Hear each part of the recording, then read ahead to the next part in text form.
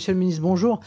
Depuis l'élection de Donald Trump, chaque jour apporte son lot d'annonces, de sanctions commerciales que l'administration américaine entend mettre en œuvre, notamment à l'égard de l'Union européenne, dont le solde commercial, il est quand même bon de le rappeler, avec les États-Unis est excédentaire de 180 milliards.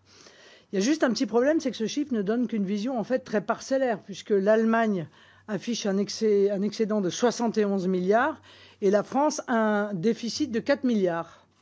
Alors, les excédents qui sont produits par nos secteurs, pour le coup, d'excellence, aéronautique, produits pharmaceutiques, vins spiritueux, évidemment, on le voit bien, ne suffisent pas à compenser les importations.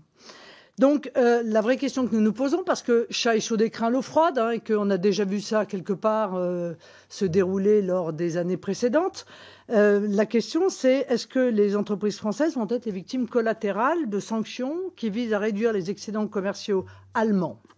Donc en clair, est-ce que Sanofi, Airbus, LVMH pourraient potentiellement payer la facture de BMW ou de Volkswagen?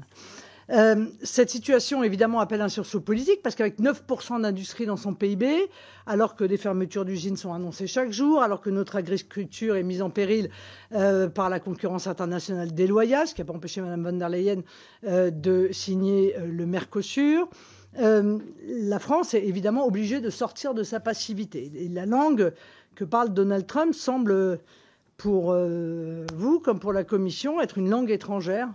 C'est la langue de la puissance. Alors évidemment, ça peut écorcher parfois les oreilles, mais le problème, c'est qu'on en a perdu l'usage. Elle est désormais parlée dans le monde entier et conscient, en fait, de la nouvelle donne du commerce mondial.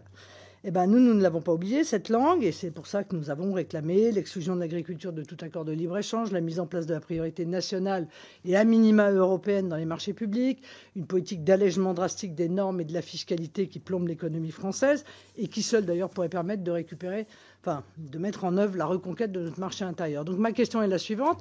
Quel est votre plan d'action urgent pour protéger nos entreprises et ne pas laisser la Commission être le seul interlocuteur avec tous les risques que j'ai précédemment évoqués, alors que la France semble incapable, ne serait-ce que de s'opposer clairement à la scission du Mercosur voulue par la Commission.